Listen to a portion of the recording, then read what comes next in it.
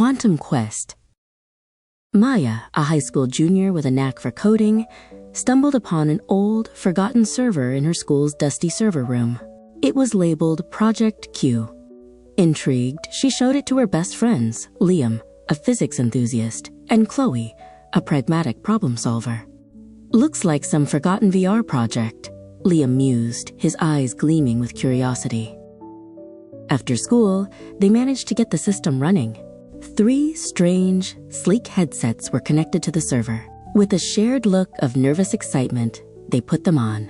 The world dissolved into a kaleidoscope of colors, then reformed into a landscape that defied logic. Floating islands drifted through a sky that shimmered like a soap bubble. "Whoa," Chloe breathed, her voice a little shaky. "Where are we?" She reached out to touch a strange, crystalline tree. As her fingers brushed against it, the tree flickered, existing in multiple places at once before settling into a single form. Liam gasped. It's in a state of superposition until we observe it." A glowing, ethereal figure materialized before them.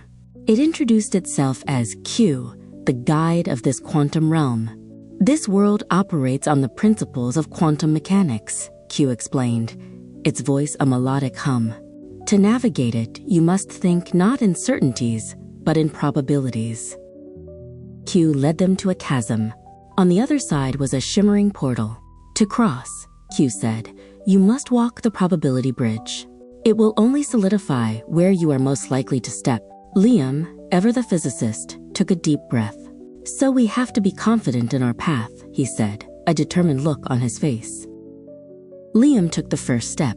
The bridge solidified under his foot, a translucent pathway of light. He took another and another, his confidence growing with each step. Maya and Chloe followed, their hearts pounding. They had to trust in the probability of their own movements. On the other side, they found a room with 2 locked doors. In the center were 2 glowing cubes, linked by a shimmering thread of light. "These cubes are entangled," Q explained. "Whatever you do to one will instantly affect the other, no matter the distance."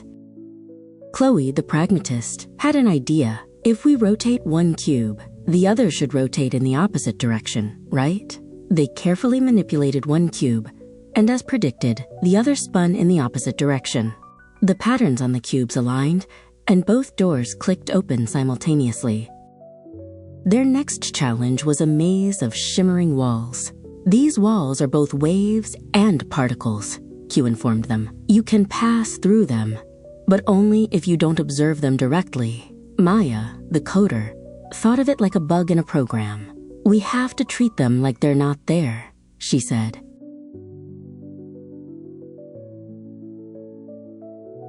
They learned to navigate the maze by focusing on their destination, not the walls themselves. It was a strange, disorienting experience, like walking through a dream. They had to trust their instincts and the bizarre rules of this quantum world.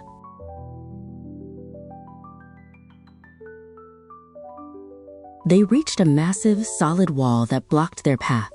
"There's no way through," Liam said, frustrated. But Q simply smiled. "In the quantum world, there is always a small probability that a particle can pass through a solid barrier. This is quantum tunneling." "So, we just walk into the wall?" Chloe asked incredulously. Q nodded. "You must believe in the possibility." Taking a deep breath, they ran towards the wall. For a heart-stopping moment, it felt like they were going to crash, but then they passed through, emerging on the other side.